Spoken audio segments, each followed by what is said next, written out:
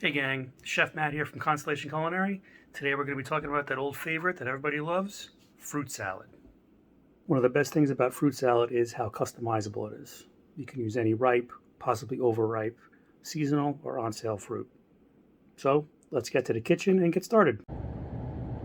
Today's video is more than about fruit salad. My goal here is to share a few tips and tricks with you that will make you not only a fruit salad expert, but techniques that you can carry over to virtually any dish you want to create in your own kitchen. Okay, so tip number one, mise en place. What is mise en place? The literal translation from French means everything in its place. And what that means for us in the kitchen, in the culinary world, is we prepare everything ahead of time before we even make cut number one. So for our task today, which is the fruit salad, that means assembling all our equipment, getting all our fruit together, and before we even do any of that stuff, the first thing we need to do is wash our hands. The tools we're going to be using today are offset serrated knife, paring knife, rubber spatula, large mixing bowl, clean cutting board, gloves, and plenty of side towels.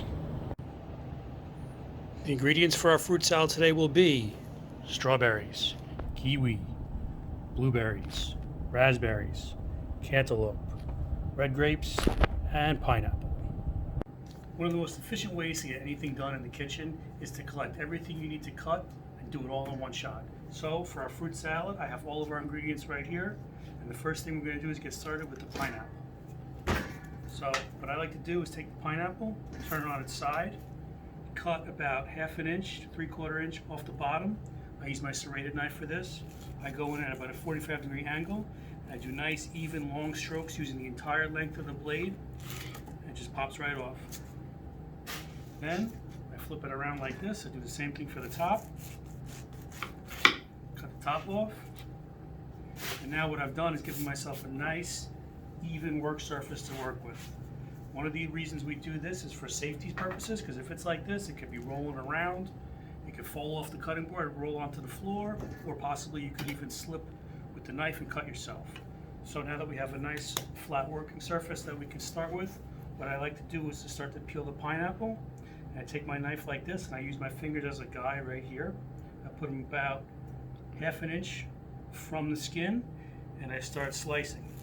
Try to use the contour of the pineapple as a guide, and I let my knife do the work. Just go down nice and slow and easy. After my first cut, I just make a slight little turn, and I just keep cutting away like this. Just keep on going the whole way. Cutting our pineapple. These things grow out of the ground. Let's not forget they don't come off an assembly line, so there's no set amount of cuts it's going to take for it to be clean. And then after it's clean, what I like to do is take it like this and just gently and easily cut off all the remaining eyes until we're left with a nice, clean orb of pineapple, just like that. And then when we're going to start to quarter it, the core is right here in the middle. We're going to take our knife, we're just going to cut it right in half. We're going to spin it 90 degrees. We're going to cut it again. Use, again, knife at a 45-degree angle. Long, straight cuts, straight down. Now we have these 4 quarters, right, just like this. But we still have the core right here. So what we do is we take our non-knife hands, palm down, just like this. We take our knife, we take 1/2 step back just so we can see what we're doing. We hold the knife at a 45-degree angle to the cutting board. We cut that core out just like that, and we're left with these nice little fillets. So I'm just going to go ahead and do that with the rest of these.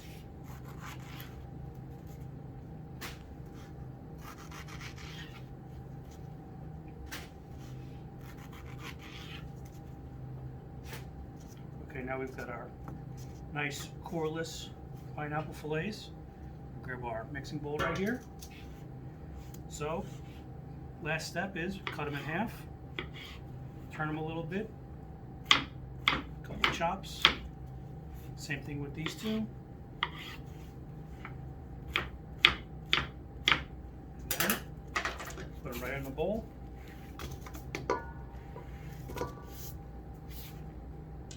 And that's it. The next fruit that we're going to use for our fruit salad is a cantaloupe. And what you can do when you're at the store checking to see if a cantaloupe is ripe, the first thing I always look for is the color. You want tan on tan. If you have the tan ridges and the green skin underneath, pineapple is not ripe. There's a lot of different methods out there. I just prefer the squeeze method. Just give it a little squeeze with your fingers. If the skin starts to give a little bit, you know it's ripe. One trick that you can use if it's not ripe is put it in a closed paper bag for a couple of days with an apple, and that will actually help in the ripening of the cantaloupe. So we're going to start the same way we did with the pineapple. We're going to have it on its side like this. We're going to cut one side about 1/2 inch. We're going to flip it 180 degrees. Do the same thing. So now we have we have a nice flat work surface we can work on. And we're going to start trimming this cantaloupe same way. Get some nice long strokes in there. Get the skin off.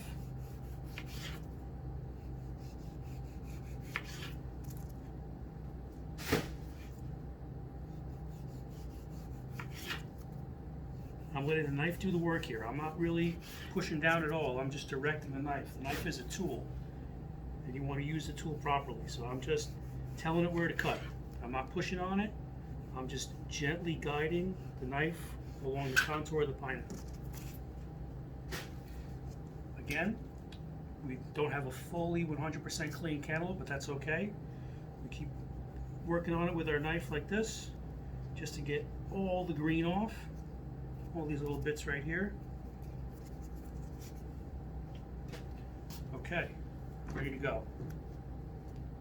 So we're going to cut it in half, and then for safety's sake we're going to turn it cut side down just like this.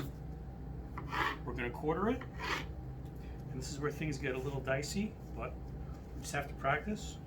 We turn the cantaloupe with the cut side up, and we keep our non-knife hand about halfway away, and we just start slicing the seeds right off.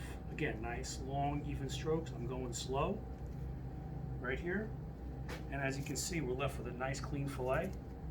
We're just going to go ahead and do that for the other three.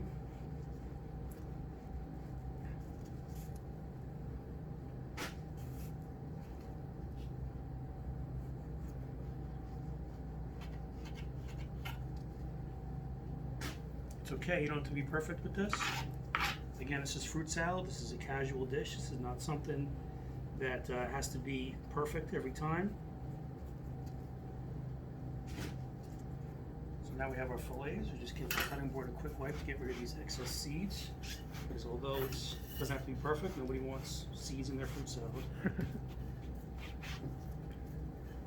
Alright, so now that we've got our fillets, we turn them the other way, so they have the cut side down. It's, again, once again, nice and easy, safe surface to cut on. We cut them in half just like the pineapple.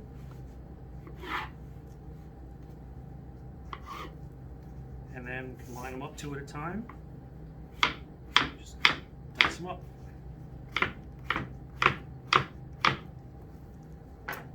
Add them to the bowl. Pineapple.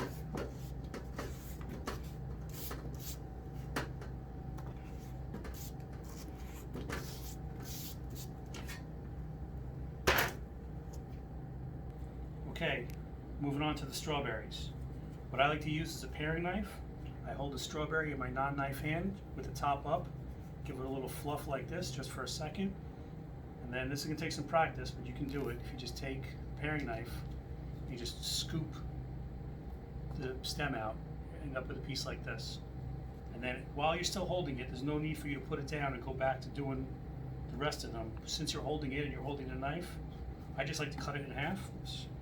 Just like this, and then drop it into the bowl. One easy motion, no need to change operations halfway through.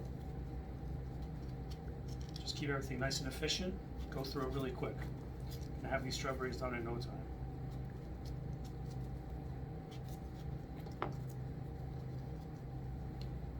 For me, my personal preference when I make fruit salad is to keep it kind of chunky. Instead of having the strawberries cut in quarters, I like halves because they're nice and big and people like to take big bites, so why not? And that's it, just like that.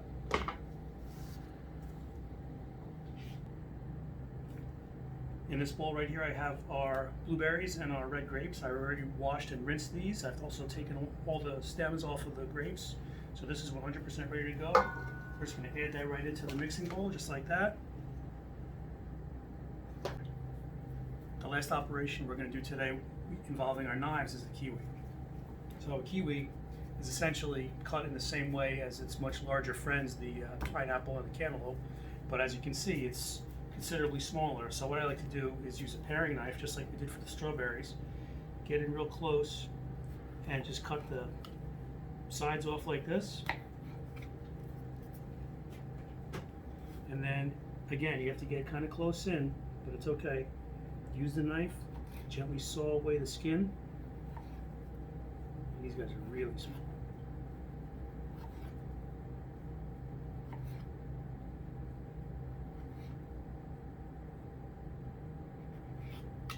Okay.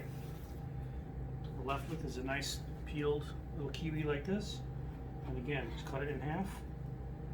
Cut it in half again. And we can just leave it in just like that. That's a perfect size.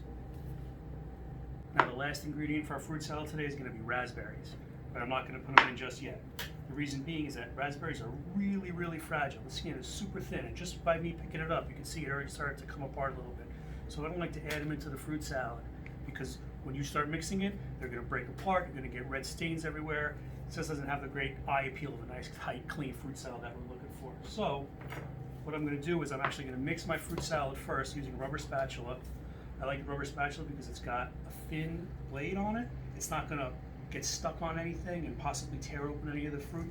Plus, it has a little give to it, so you don't have to worry about any kind of damage being done. So we just toss it a little bit, just like this.